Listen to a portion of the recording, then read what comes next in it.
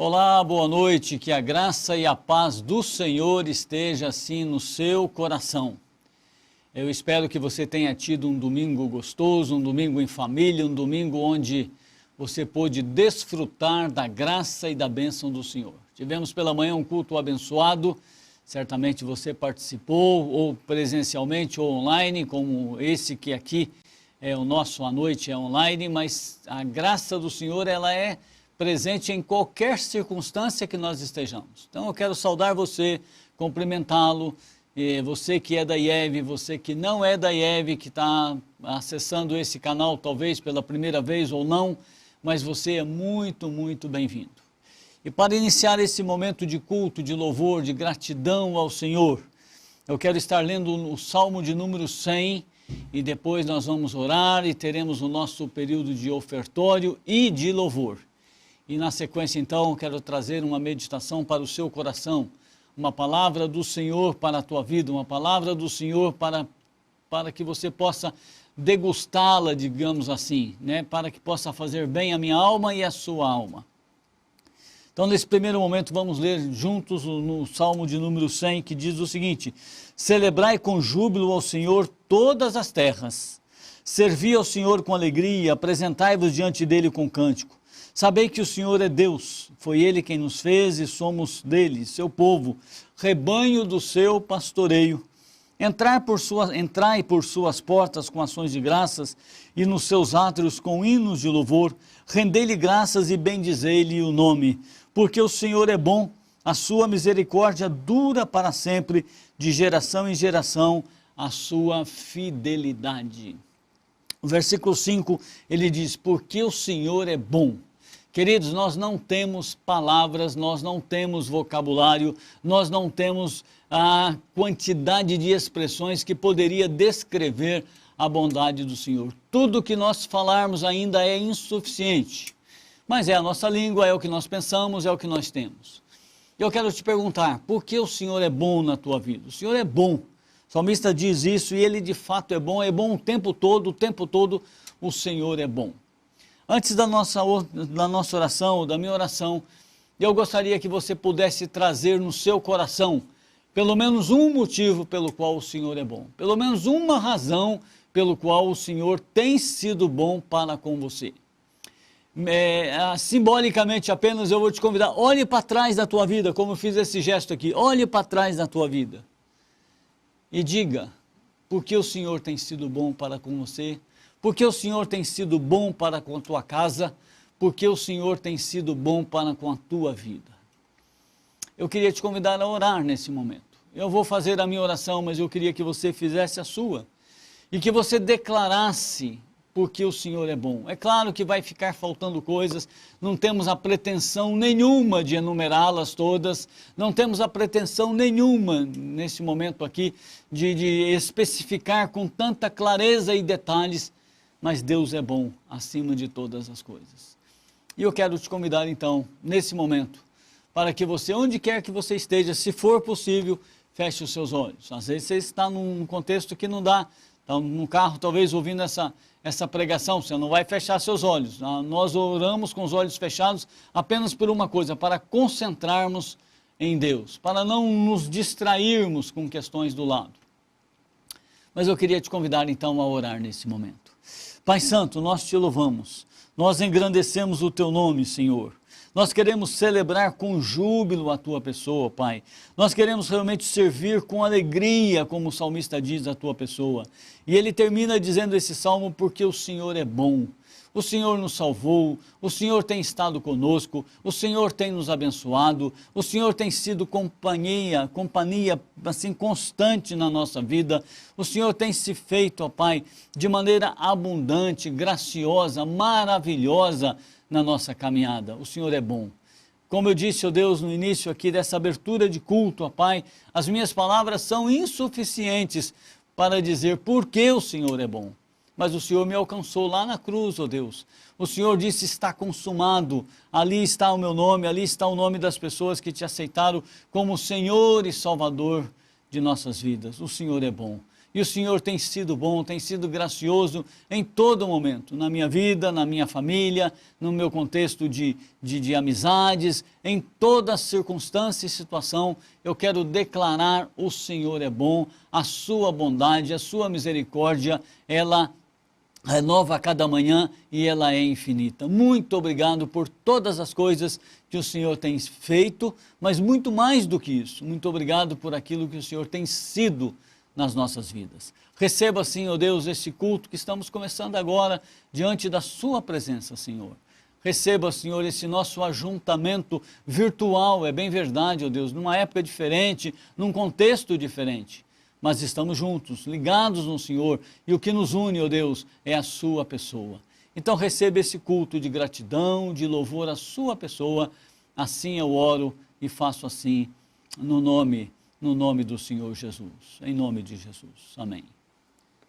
Queridos, dentro desta bondade do Senhor que Ele tem sido maravilhoso na nossa vida, Ele tem alcançado pessoas, e uma das formas que Ele usa para alcançar pessoas é a minha vida e a sua vida. Somos nós como instrumentos do Senhor, e Ele tem nos colocado aqui nesse local, na IEV, como um lugar de adoração, um lugar de culto, um lugar onde nós estamos inseridos, e aqui como igreja do Senhor, nós podemos abençoar outras pessoas. E eu quero te convidar agora nesse nosso ofertório. Aí na sua tela vai aparecer os números das nossas contas, a maneira que você pode depositar, e através da sua oferta e através do seu dízimo, através da sua participação, através do seu engajamento, pessoas têm sido alcançadas de diversas maneiras. Nós temos os nossos missionários fora, onde a palavra do Senhor tem sido divulgada, pregada, anunciada, pessoas as quais eu não conheço e você não conhece. Mas quando nós ofertamos, quando nós trazemos nosso dízimo, a nossa oferta, com o nosso coração, sem constrangimento, com amor, essa oferta chega desta maneira através da vida dos nossos missionários, e desta forma a palavra do Senhor é anunciada. Participação minha e sua, nossa, como instrumento do Senhor. Ele faz a obra, mas nós podemos participar. Quando nós aqui entregamos o nosso alimento, quer seja alimento físico mesmo, que você traz ou você deposita, famílias são alcançadas.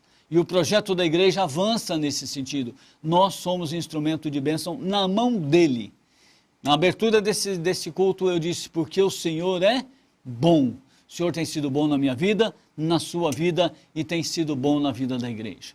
Então eu quero te convidar, quero orar por você agora, quero convidá-lo a ofertar, quero convidá-lo a trazer aquilo que está proposto no seu coração, ou o dízimo que pertence ao Senhor, pertence a Ele, é dele.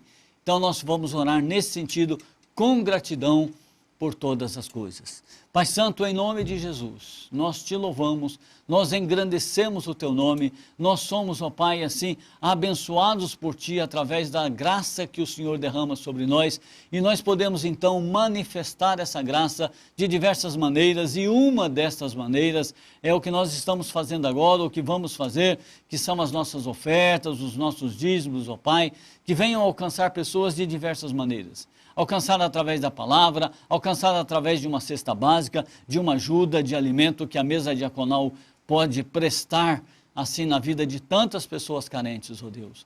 E nós queremos continuar sendo esse instrumento em tuas mãos, ó Pai. E o Senhor é bom, e nós agradecemos por tudo que o Senhor tem feito. Receba, portanto, agora, Senhor, o nosso ofertório como algo agradável à tua pessoa, como uma oferta suave que suba até ao Senhor, ó Pai, e é com gratidão que nós fazemos assim. E assim eu oro, Deus, mais uma vez, e agradeço por todas as coisas, no nome do Senhor Jesus. Amém. No nome de Jesus. Queridos, vamos louvar ao Senhor através dos nossos cânticos. Que na sua casa, no contexto que você está, se você puder, cante junto, louve ao Senhor. Não seja apenas um espectador ouvindo, né? Mas participe louvando ao Senhor e engrandecendo o nome do Senhor. Que Deus nos abençoe. E na sequência, então, depois do nosso período de louvor, eu quero trazer, como eu disse, uma palavra ao meu e ao seu coração. Palavra que o Senhor está dando, palavra que o Senhor está nos confrontando, trazendo para que possamos ser instrumento dEle, nas mãos dEle, para alcançar a outros. Que Deus nos abençoe. Vamos louvar ao Senhor então? Uma boa noite a todos, obrigado por nos receberem em sua casa. E agora eu vos convido para adorar a Deus conosco, amém?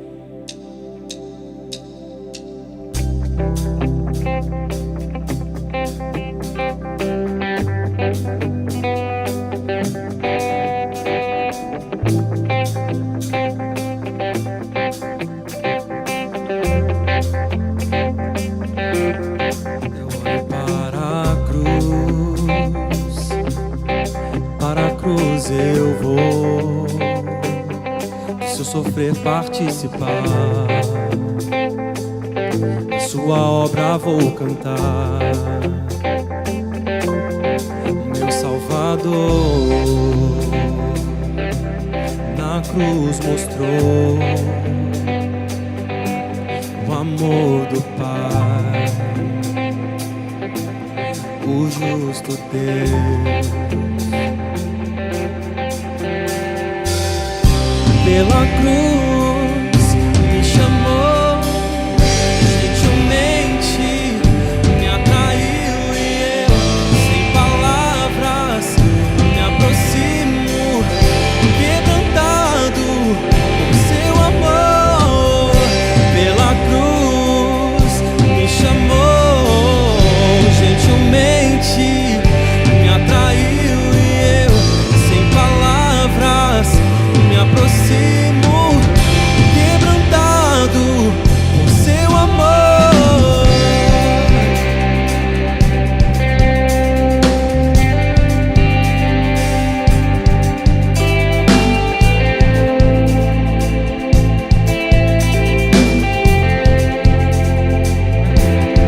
Merecida a vida, de graça recebi. Por sua cruz, morte me livrou. Meu Salvador na cruz mostrou o amor do Pai, o justo Deus. Pela cruz me chamou, gentilmente me atraiu e eu, sem palavras, me aproximo, quebrantado por seu amor. Pela cruz me chamou, gentilmente me atraiu e eu me aproximo, quebrantado por seu amor.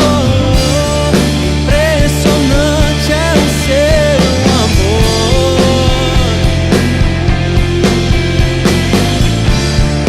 me redimiu e me mostrou o quanto é fiel. Impressionante é o seu amor,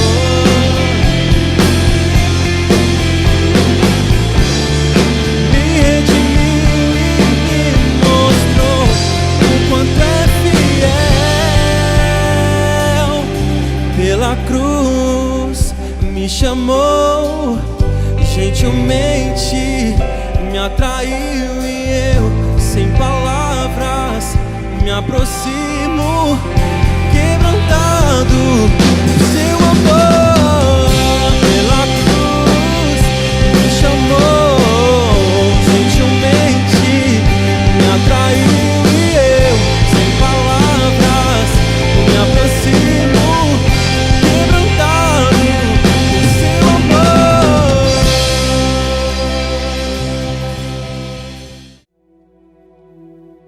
Pai,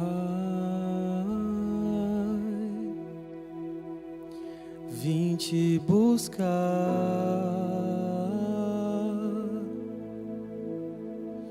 meu coração queimou de amor, queimou por ti.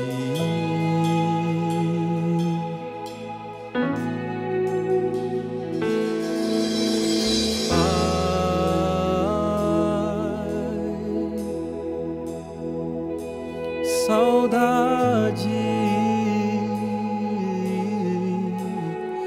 Confesso que demorei pra sentir, mas senti. Não vou sair daqui sem te tocar,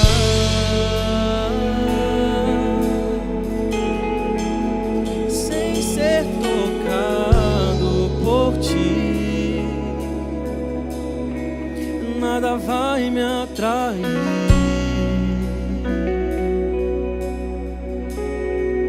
nada vai me tirar daqui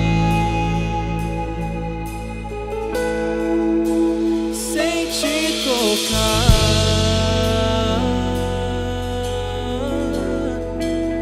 sem ser tocado por ti. Nada vai me atrair,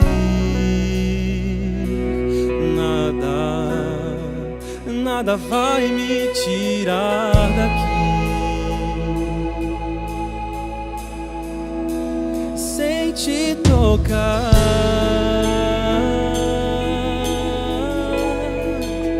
sem ser tocado por ti. Nada vai me atrair, nada vai me tirar daqui sem te tocar,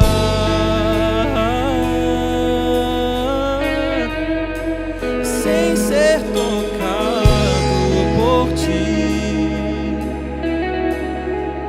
Nada vai me atrair,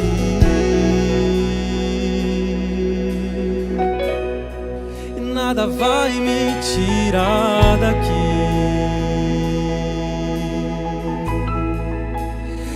Estou subindo a um monte santo de Sião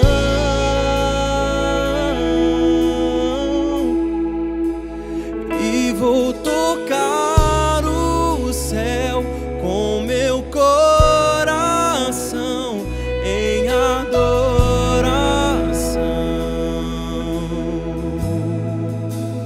Estou subindo ao monte santo de Sião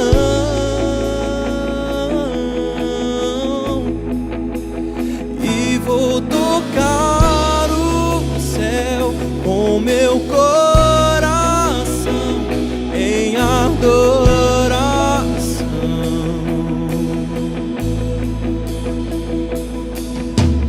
Pai,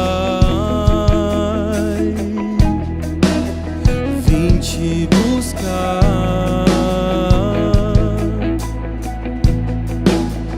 meu coração queimou de amor, queimou por ti.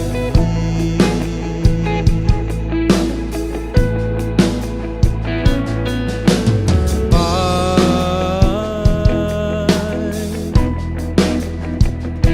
saudade, confesso que demorei pra sentir, mas senti e não vou sair daqui sem te tocar, sem ser tocado por ti. Nada vai me atrair,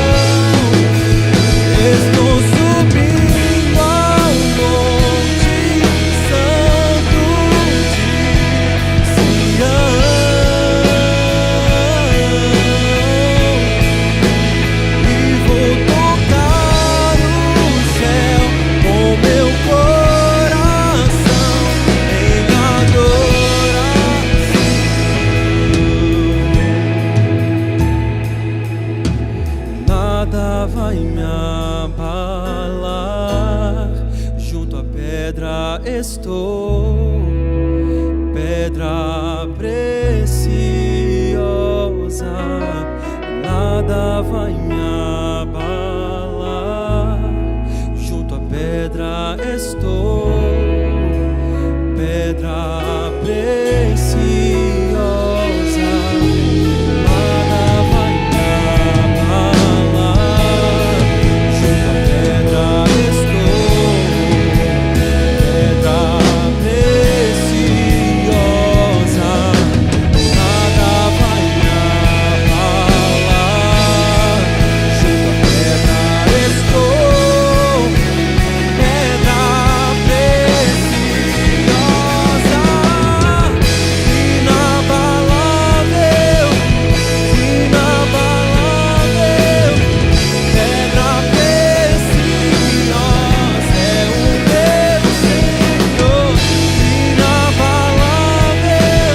Senhor, inabalável, inabalável, pedra preciosa é o meu Senhor, inabalável, inabalável, pedra preciosa é o meu Senhor.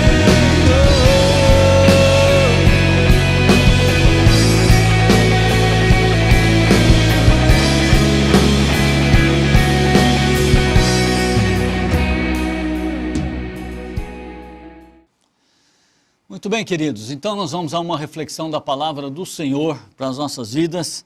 Eu quero ler então contigo Jonas, é um livro conhecido, é uma história conhecida, é uma história que, como se você participou de escola dominical, se você participou desse contexto da igreja, né, você, desde criança, você ouviu sobre Jonas e alguns outros personagens, mas hoje eu quero trazer uma reflexão importante na minha vida, na sua vida, ou para a nossa vida, sobre esse profeta. Muitas vezes ele é mal compreendido, ou muitas vezes ele é o profeta fujão, aquele que desobedeceu o Senhor. Ele fez tudo isso mesmo, né? Ele de fato fez, mas Deus o usou e Deus continua usando a minha vida e a sua vida dentro dessa perspectiva. Então assim, eu quero ler Jonas capítulo 1 com você. Não são muitos versículos, então é possível que nós podemos fazer essa leitura como um todo aqui.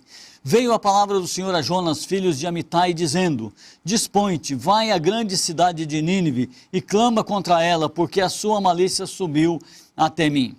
Jonas se dispôs, mas para fugir da presença do Senhor, e ele foi para Tarsis. E tendo descido a Jope, achou um navio que ia para Tarsis. Pagou a passagem, comprou, embarcou nele para ir com eles, para longe da presença do Senhor.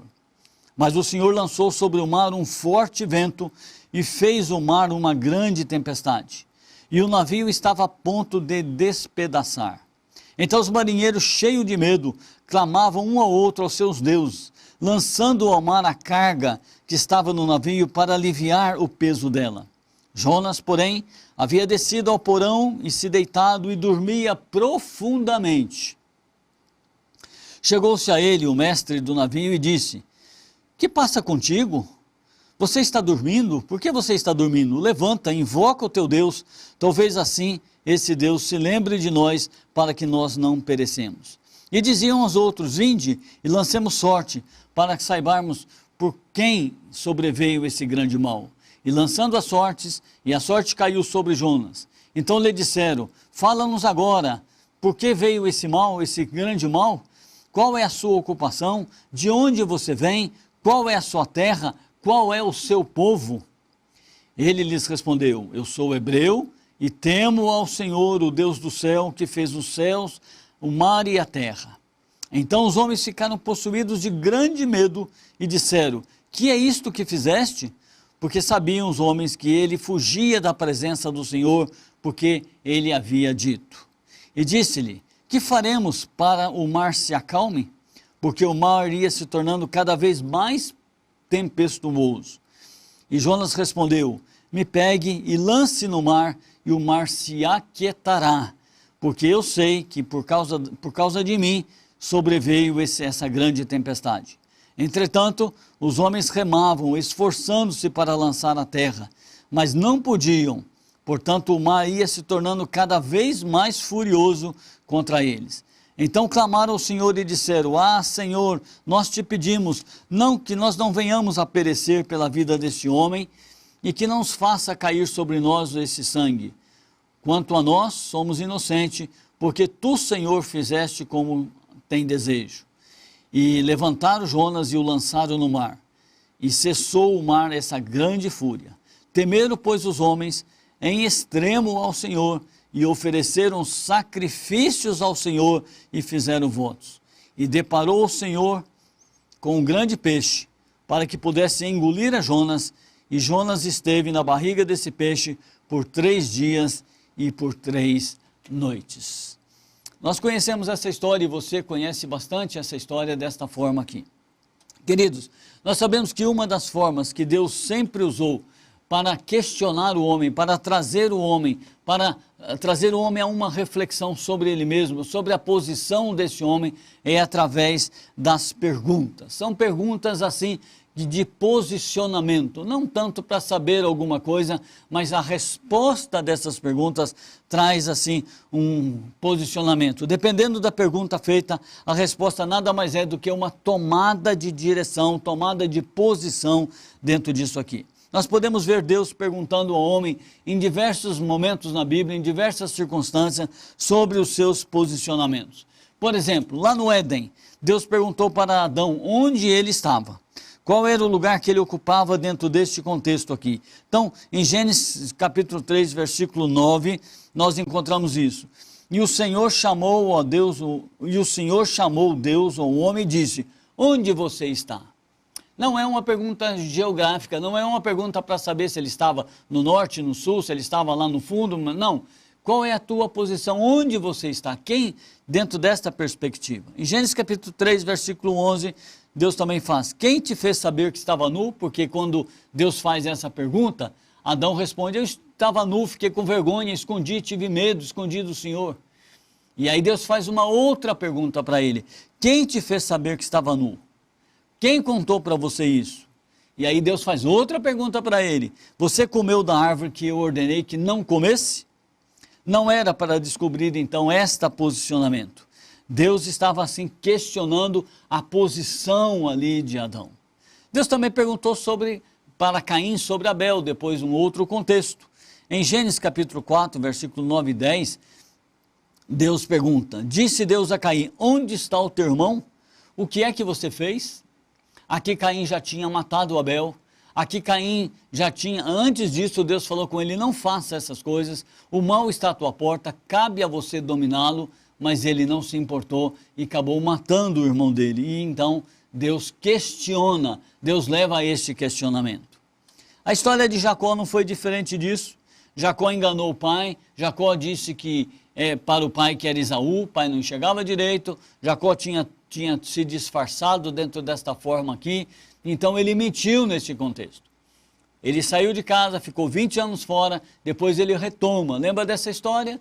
E ao retomar então ele passa por um lugar chamado ali Jaboque, o Vale de Jaboque, ele tem esse encontro com Deus que é chamado de Peniel, vi Deus face a face, mas antes desse encontro, ou nesse encontro, Deus também faz algumas perguntas assim, muito importantes para ele. O anjo pergunta para ele: qual é o teu nome? Porque lá atrás ele tinha dito: eu sou Esaú. Ele tinha mentido. Então qual é o teu nome? Qual é a tua identidade? Quem de fato é você? O que de fato você está fazendo dentro disso aqui? Então, Gênesis capítulo 32, versículo 27 e 28, perguntou o anjo a Jacó: como te chamas?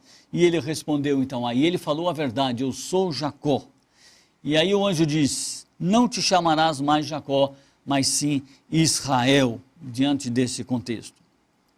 Queridos, dentro do texto que nós lemos, do capítulo 1 de Jonas, nós encontramos um momento de crise, um momento de luta, um momento bastante complicado na vida do profeta. Deus tinha a intenção, o desejo, o plano de salvar Nínive. Estava mandando Jonas como instrumento dele, na mão dele, para poder realizar essa missão de levar a palavra. O momento era de crise. A morte estava à espreita, porque Jonas, então, não foi foi para um outro lado, foi para Tarsis, e Deus então interviu dentro deste contexto aqui. A princípio, os marinheiros trataram aquela tempestade como algo normal, algo do dia a dia do mar, algo para quem é marinheiro, está acostumado a enfrentar isso. Mas logo eles perceberam que não era uma simples tempestade. Logo eles perceberam que não era uma simples mudança atmosférica, mas que alguma coisa estava acontecendo aqui. E eles então começaram a procurar, vamos lançar sorte, vamos buscar. Vamos descobrir quem é que está por detrás dessa questão aqui. O que é que está acontecendo? E eles identificam Jonas. E Jonas estava dormindo tranquilamente. Queridos, eu não sei como isso acontece, eu não sei como, diante de um contexto como este, Jonas pôde dormir lá no porão daquele navio. Né? Eu não sei dizer o que aconteceu, mas ele estava lá. Ele estava fugindo da presença do Senhor e eles então acordam Jonas. E eles então começam a fazer algumas perguntas também fundamentais na vida de Jonas, para que ele pudesse então se posicionar diante disso. Queridos, Deus tem perguntado na minha vida e na sua, para que nós possamos nos posicionar diante dele, diante da palavra dele e diante da mensagem evangelística, diante de tudo aquilo que o Senhor é. E ele fez, os marinheiros fizeram uma pergunta, parece simples, mas não é. Quem é você? É difícil responder essa pergunta dentro, se nós pensarmos numa profundidade maior. Quem é você?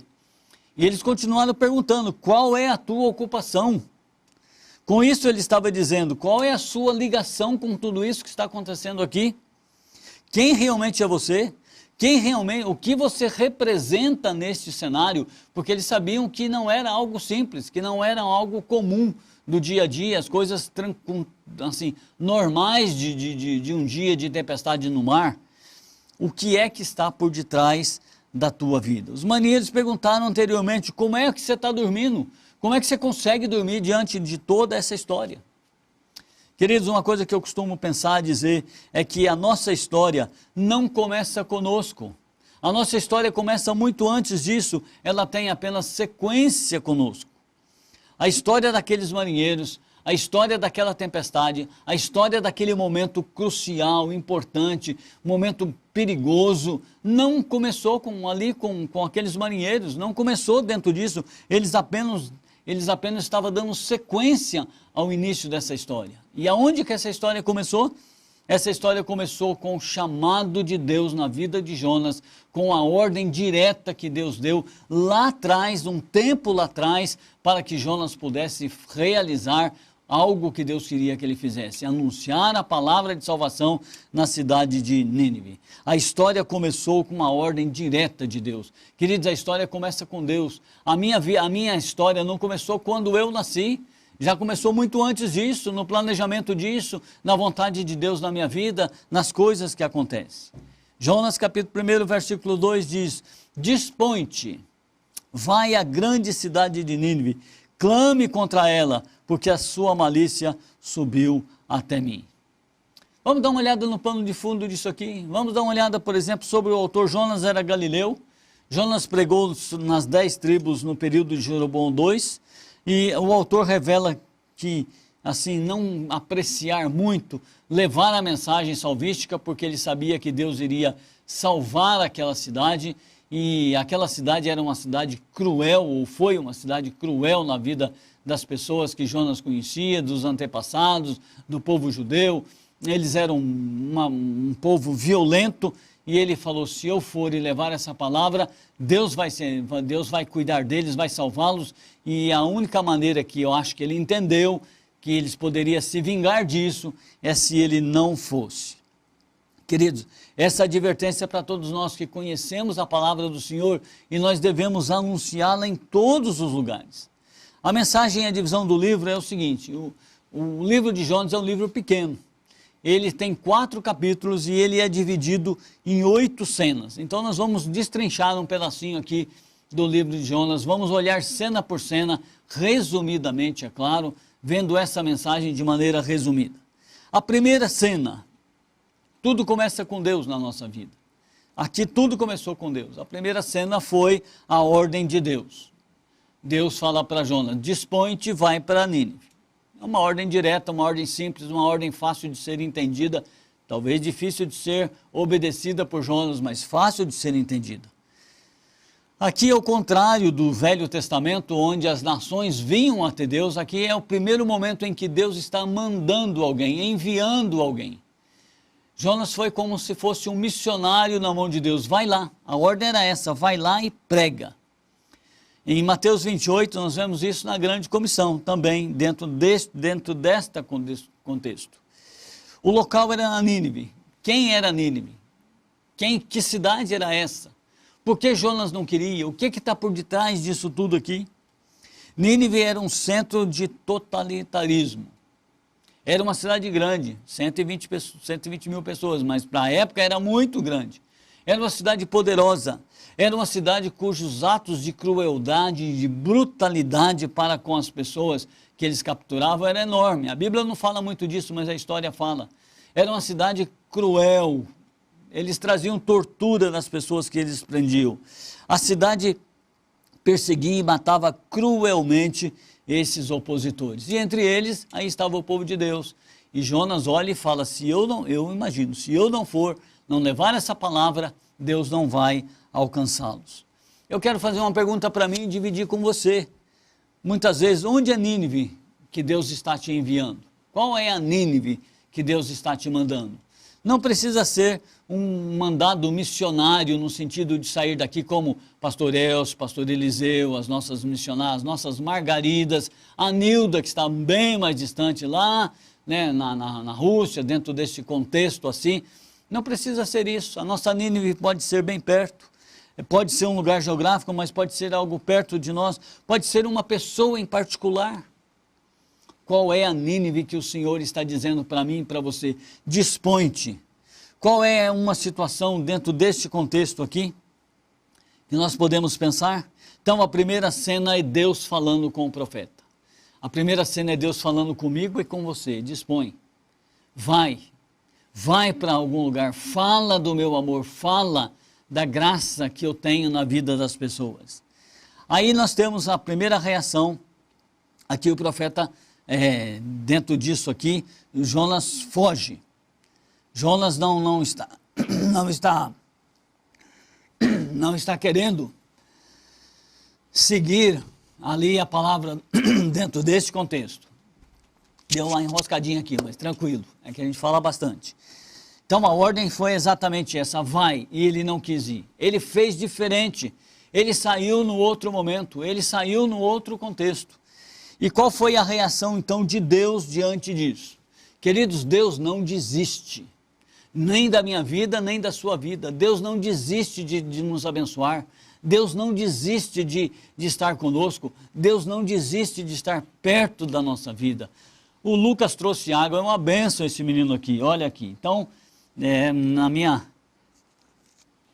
Muito obrigado, Lucas. Vamos na sequência. A reação de Deus foi fazer o quê? Continuar insistindo com Jonas, mas não mais falando. Ele fez o quê? Ele enviou uma forte tempestade. Queridos, muitas vezes Deus envia fortes tempestades na nossa vida como uma maneira de falar conosco. Olha que coisa aqui, o contraste. A natureza obedece a Deus, enquanto o profeta, que conhecia Deus profundamente, não estava obedecendo. Olha um contraste aqui. Deus manda a tempestade e a tempestade chega. Deus manda o grande peixe chega. E Jonas, que era conhecedor dentro desta perspectiva, não quis fazer isso. Muitas vezes nós não damos o devido cuidado em relação ao desejo de Deus para com aquilo que nos cerca. O desejo de Deus era que a palavra dele pudesse chegar até Nínive. Muitas vezes nós não damos o devido cuidado. Deus está agindo na minha vida, na sua vida, mas Deus também está agindo ao nosso derredor. E Ele muitas vezes Ele usa a minha vida e a sua vida para poder atuar no nosso derredor. Para ser um instrumento no nosso lugar de convívio. Mas muitas vezes nós não percebemos. Ou muitas vezes nós não importamos. E Deus continua fazendo isso. Muitas vezes nós estamos enfrentando uma grande tempestade e achamos que é normal. Achamos que é coisa do tempo, tempestades entre aspas. Achamos que é coisa da naturalidade, mas não é, é Deus falando. É Deus trabalhando, é Deus cuidando para que os meus ouvidos possam estar atentos de outra maneira. Ele falou primeiramente com Jonas, vai lá, e Jonas não foi. Então ele fez diferente, ele trouxe uma outra mensagem, uma mensagem mais de sacudir ali as coisas. Qual foi a reação então dos marinheiros? Os marinheiros tentaram fazer de tudo para salvar no navio. E mesmo quando Jonas fala para os marinheiros, olha, me jogue no mar, isso aqui vai acabar. Os marinheiros então têm respeito pela vida dele e não quer fazer isso. E eles remam fortemente para tentar sair disso. Mas eles percebem que quanto mais eles remavam, mais Deus então endurecia, mais Deus então fazia com que houvesse mais ventos fortes. E aí então os marinheiros começam a perguntar, quem é você? O que é que você está vivendo aqui, que isso aqui está acontecendo? Qual é a tua relação com tudo isso que está acontecendo? Queridos, ao olharmos ao redor da nossa vida, muitas vezes está acontecendo conosco questões que estão refletindo. Nós precisamos estar atentos, olhar para a nossa família, olhar para dentro do contexto de pessoas que nós convivemos e perguntar o que é que eu estou fazendo inserido neste contexto. Tem alguma coisa a ver comigo? Aqui o profeta percebe, diz e revela isso e concorda com isso. Isso está acontecendo por minha causa. A reação do profeta foi falar dele mesmo. Eu sou hebreu, sou servo de Deus Altíssimo, o Deus que criou a terra, Deus que criou o mar. Tudo isso está acontecendo por minha causa. Ele confessa isso. Ele percebe isso. E ele tem a solução disso. Ele fala, só tem um jeito de fazer isso. Me joga lá no mar. Que isso vai acontecer e isso vai. Queridos, mas mesmo ele pedindo isso, os marinheiros tentaram não atirá-lo no mar. Mas eles percebem que isso foi insuficiente. E depois disso, então, eles oram a Deus. Eles falam, perdoa-nos, se nós vamos jogar ele no mar. Que a nossa vida não seja tomada por culpa na vida desse homem aqui. E eles entendem que precisava fazer isso, e eles fazem isso. E Jonas, então, é atirado ao mar. Mas quando Jonas é atirado ao mar, Deus não permite que ele morra, porque não é desejo de Deus permitir que uma pessoa morra sem conhecê-lo e sem que ele possa ser instrumento de Deus. Deus é um Deus de amor, Deus é um Deus de bênção, Deus é bom. Lembra no início do culto? Salmo que nós vemos, Deus é bom, Deus é maravilhoso, Deus está todo o tempo em nosso favor, trabalhando a nosso favor, contribuindo para que eu e você possamos ser assim, abençoados em todo o tempo. E Deus então, o que faz?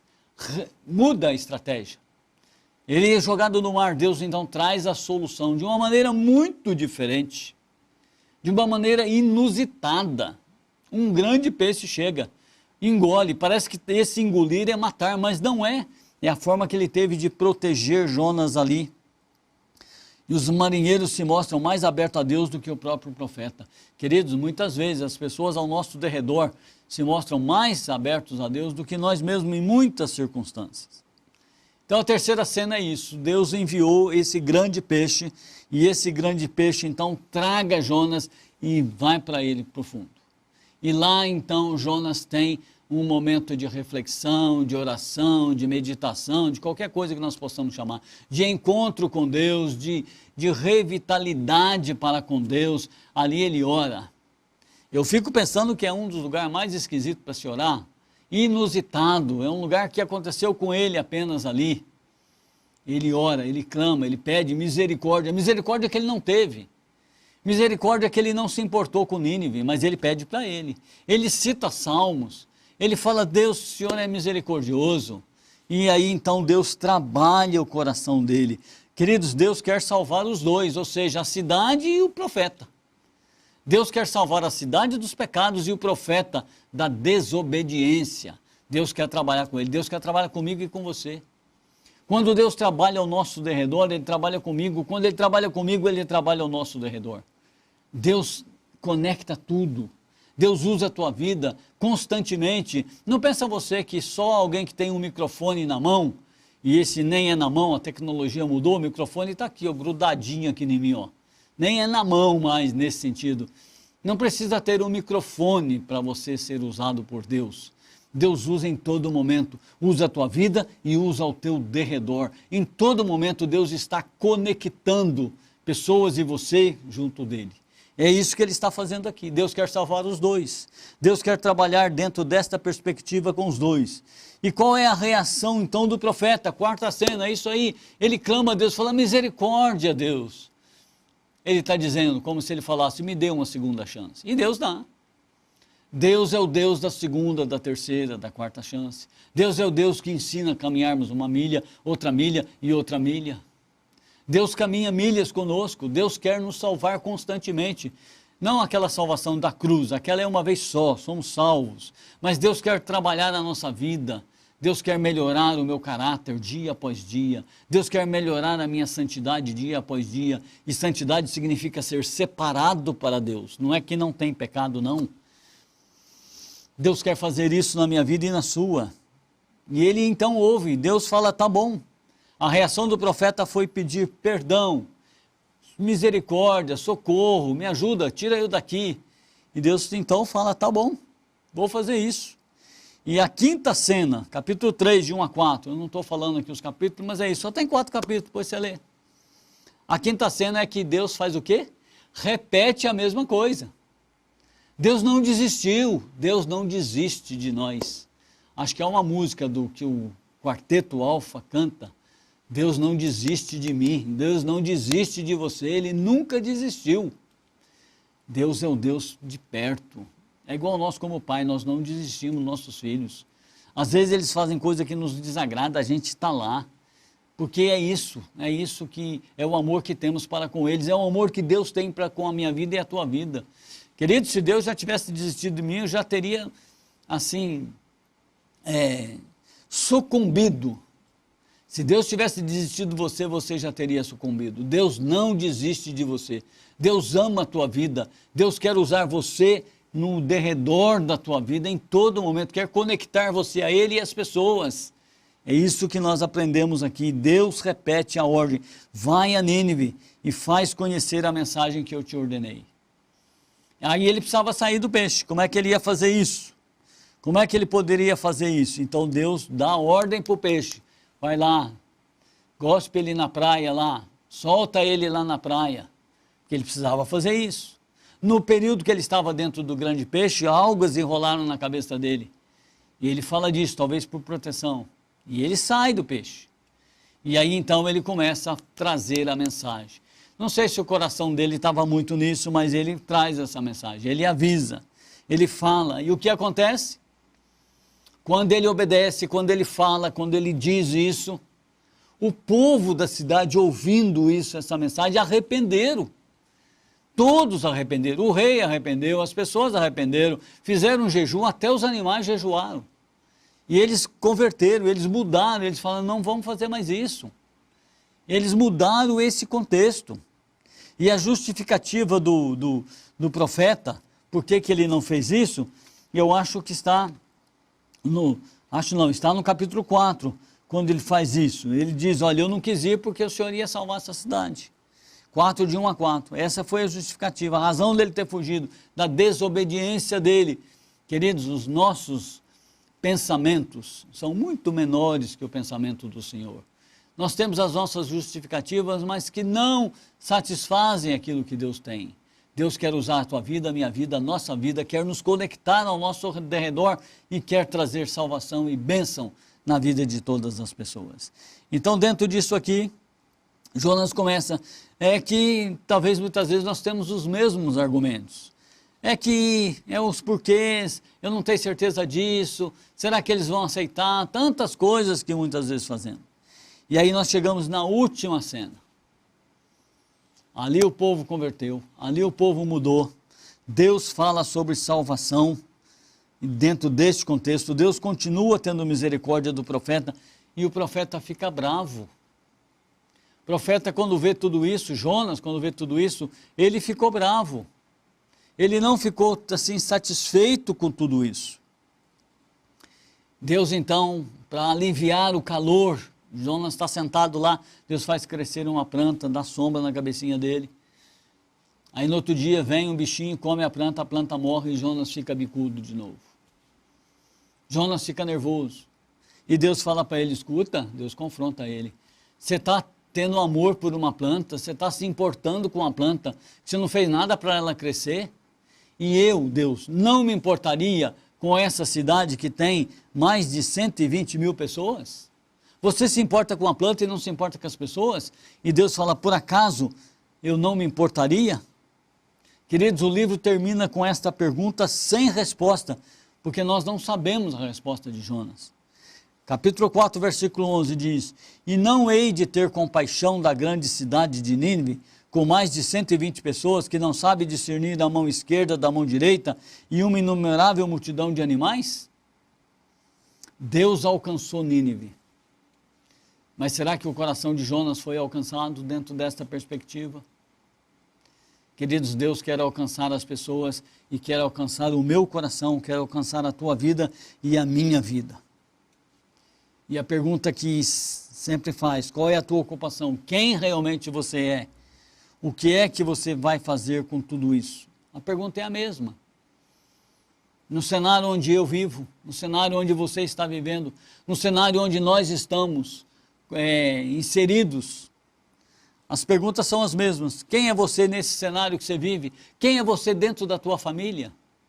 Quem é você? Posso falar no meu caso. Quem sou eu no contexto com a Rose, com o Felipe, com a Gabriela, no contexto com os meus vizinhos, no contexto aqui da igreja, onde eu convivo, trabalho, onde eu estou presente, onde tenho a igreja, digamos assim, da semana, de segunda a sexta. Estou aqui todos os dias, como os outros pastores, também o pastor Clóvis, o pastor Elinho, estamos aqui, aí não é pregando, é atendendo, é outras coisas. Dentro deste momento, dentro deste cenário que eu vivo, quem sou eu dentro disso? O que é que Deus está fazendo com a minha vida, na vida das pessoas do lado? O que é que Deus está fazendo com você, nas pessoas que estão ao seu derredor, na sua família, nos seus vizinhos, nos seus parentes, de perto como mais de longe? Quem é você nesse mundo espiritual? O que você representa nesse cenário que você está inserido? Qual tem sido a resposta sua para as questões de Deus, para os direcionamentos que Deus está trazendo? São perguntas que nós podemos fazer. São perguntas que nós podemos avaliar. São perguntas que nós podemos olhar para nós mesmos. Mas uma coisa é certa. Deus tem você, a mim, como instrumento dele, e ele quer abençoar pessoas. E ele quer nos usar. Usar pessoalmente, usar na nossa própria vida, trabalhar conosco, trabalhar o nosso íntimo. Mas ele também quer fazer de mim e de você esse instrumento que alcança outras pessoas. As pessoas de Nínive não estavam nem sabendo o que ia acontecer. Quantas vezes Deus quer trabalhar numa pessoa que nem sequer está sabendo o que está acontecendo e Deus tem o foco na vida dessa pessoa.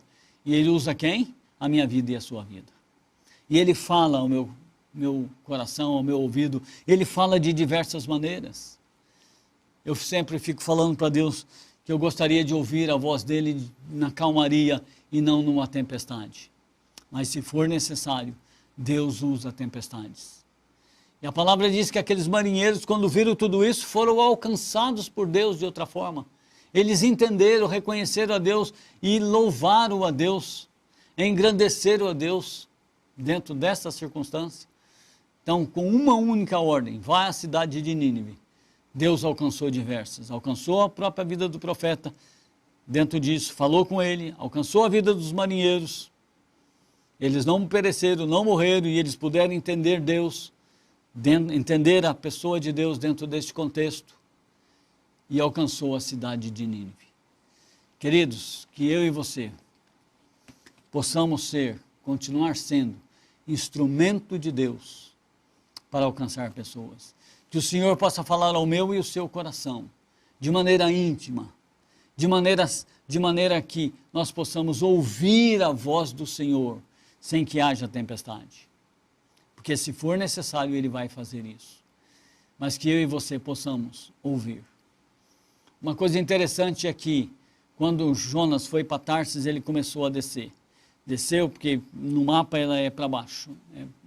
Ele desceu, foi para Jope, da Jope ele foi para o fundo lá do porão ele foi para o fundo do mar. Quando nós desobedecemos a Deus, a nossa vida é um declínio. Que eu e você possamos ouvir a voz do Senhor. Que eu e você possamos ser instrumento dEle, conectado com Ele, para abençoar pessoas ao nosso derredor. Que Deus te abençoe grandemente. Vamos orar juntos? Pai Santo, muito obrigado, Deus, porque o Senhor é um Deus presente. Muito obrigado, Deus, porque o Senhor nos usa. Muito obrigado porque o Senhor é bom. Muito obrigado porque o Senhor sempre está pensando em resgatar pessoas. Muito obrigado, Deus, pela tua graça que um dia me alcançou. Usou outras pessoas, ó Deus, para me alcançar. E eu fui alcançado pelo Senhor. Pai, abençoa nossas vidas, abençoa cada irmão que está ouvindo, cada pessoa que está conectada e que nós possamos ser esse instrumento em tuas mãos. Nós oramos assim com gratidão a ti e fazemos em nome do Senhor Jesus. Em nome de Jesus. Queridos, Deus te abençoe. Um bom término de domingo para você, uma noite gostosa na presença do Senhor e que Ele nos prepare para a semana que está chegando e que venhamos ser instrumento dEle diariamente, porque assim Ele quer fazer. Deus te abençoe e até a próxima, na graça do Senhor.